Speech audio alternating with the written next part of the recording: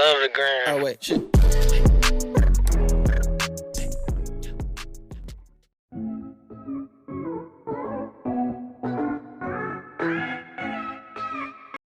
First attempt. Kala ko same process lang ng paggawa ng dalgona coffee. Kaso,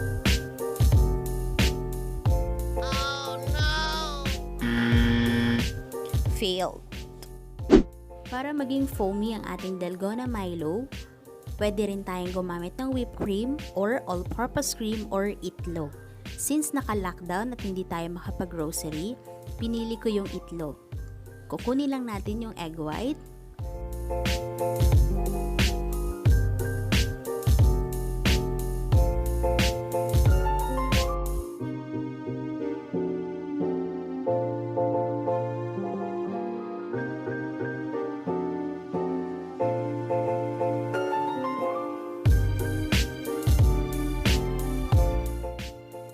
after nyan, haluin lang natin gamit itong pangmalakasang tinidor since wala naman tayong blender or hand mixer. So, haluin lang natin ng mabuti, 5 to 6 minutes ang paghalo until makuha natin yung texture na foamy.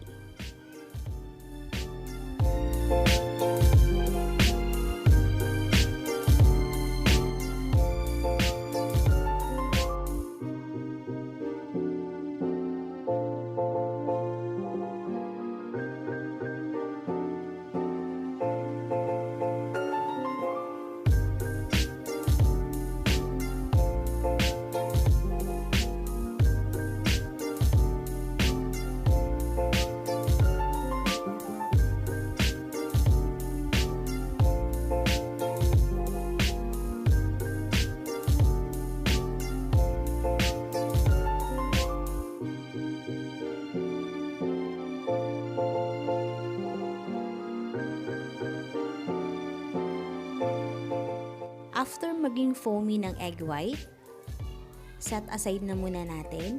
Mag-dissolve na muna tayo sa tubig ng Milo at sugar. Depende po sa inyo kung gaano karami yung Milo.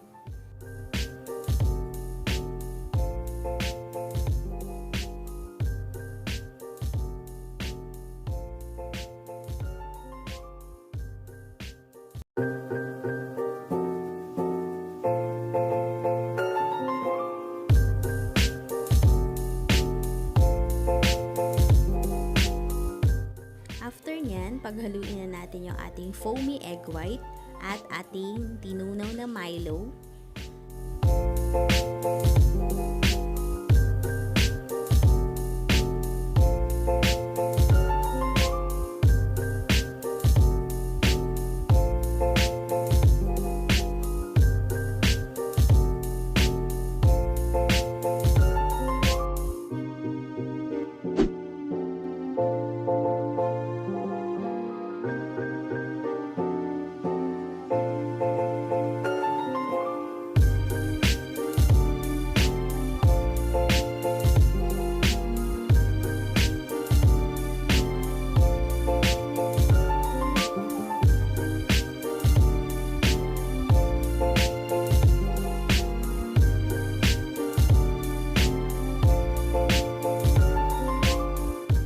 This is it.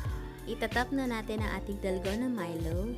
Yes, lumutang siya, bes. Successful siya.